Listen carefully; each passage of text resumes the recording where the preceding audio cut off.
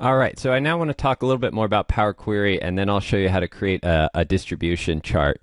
So the other great part about Power Query is that, let's say, next month, March rolls around and we want to enter our data in our table. We can go back to our original data table, and basically you could copy in the data again, or you could just put the data right in here. So if March rolls around and we get a really big month, and let's say we get 120 inches in March.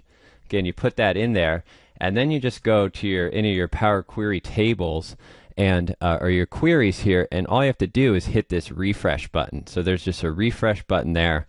That'll run your query again. So it's going to run that query. All those changes, those transformations that we made to this table will be run again. And then the new number will obviously appear. Here it is right here in row 503 down in the bottom. So that's what makes Power Query so powerful, is things you might have done before with a macro, you can now do with Power Query, because Power Query records all those steps. So I'm going to go back into the Power Query editor, just show you how cool this new tool is. And it's going to load up. It's going to take a second to load up the query here.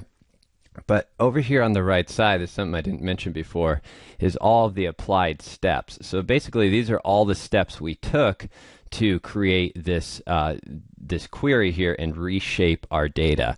And it records all those steps. So of course, if you want to remove a step, you could easily do that to get back to where you were before. Or you can just jump back and see. If you just select any of these, you could see, like, here's what our data looked like to start with. Then after we unpivoted it, it looked like this. We renamed some columns, it looked like this, and so on until we got to the last part. And all those steps are recorded for you. So you could apply that to another table. You could take this query and copy it to another table if you want, or it just makes it really fast to refresh. So that's kind of the beauty of Power Query, and there's a lot more to it. I'm really only scratching the surface here, but just the fact that you can do all that transformation of your data and then also reapply it at any time as you get new data makes it extremely powerful. So all you have to do is, once we refresh our query, then we just go refresh our tables, and that'll change. So now if I hit Alt F5 on my pivot table here, you could see that 2014 spiked up a little bit, because we're hoping that we're going to get a good March there, 120 inches. That's our goal. All right, so I want to make a distribution chart. This will be the last chart we do.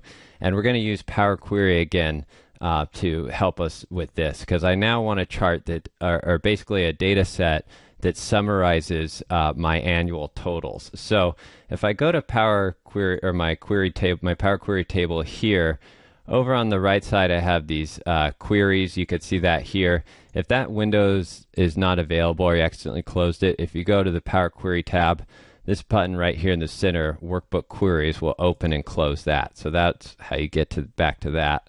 And then if you right-click on this, you can duplicate your query. So I'm going to duplicate the query like that. And that'll load up basically another duplicate. And I actually want to go into this and edit it. So I'm going to right-click and hit Edit again. So now this is basically a new query.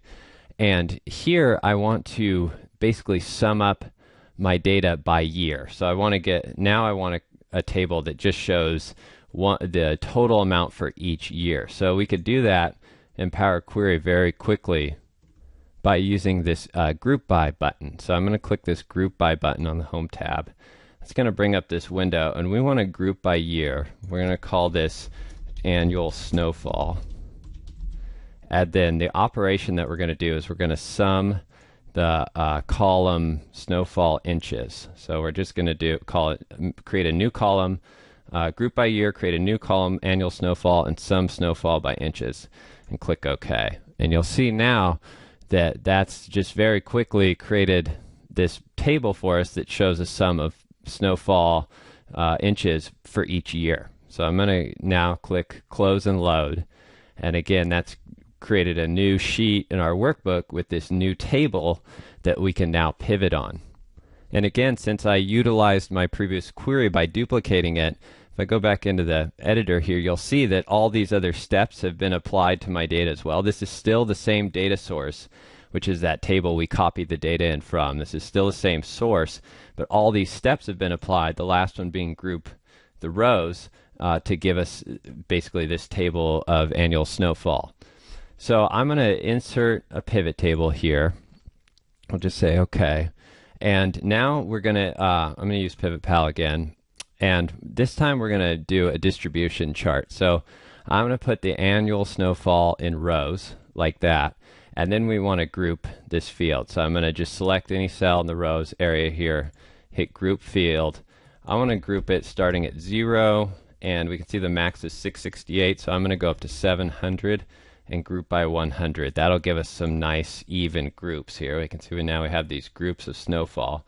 And now I'm also going to take annual snowfall and put it in the values area. Oops. Whoops, I don't know what happened. I might have hit the delete key or might have found a bug in Pivot Pal. We want annual snowfall in rows. There we go. So now I'll close Pivot Pal. So now we basically have, this is showing our annual snowfall, and we actually, instead of the sum, we want the count. I think I realized what our issue is here. So we want the count of snowfall basically by these groups. Okay, so this is showing us the total snowfall per year and then the count of how many years had a total annual snowfall of that amount. So this is a lot easier to, again, to explain if you have a chart. So we just want a column chart, which will be our distribution chart. Again, I'm just going to quickly reformat these gap widths to make them a little wider. The bar's a little wider, and I'll close these guys so we can explain this. So now this is showing us that basically for each of our groups here. So this is telling us with an annual snowfall of 200 to 300 inches, there was a total of 17 years that had snowfall of 200 to 300 inches. And then a total of 13 years that had annual snowfall of 300 to 400 inches. So this just shows our distribution over those 45 years, basically 1969 to 2015. Well, 46 years, shows the distribution of snowfall. So really, if you were a betting person, probably, each year you're going to expect somewhere between 200 and 400 inches of snowfall on average for the year for mammoth. And of course, they do get quite a few good size years as well, and that's one of the things that makes mammoth so much fun is when they get a lot of snow.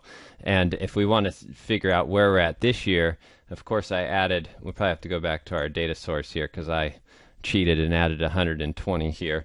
But really we're at 104 this year. So we got a ways to go if we're going to get to, back to this table. We got a ways to go if we're going to get to one of kind of our more average years, even over 200 inches. Is a pretty long shot for this year. So as soon as we get a year with more snowfall, I'm going to re-record this video so it'll be a lot more positive and optimistic, and we won't be focused on the negative. But anyways, I hope this has helped you see how you can use PowerQuery.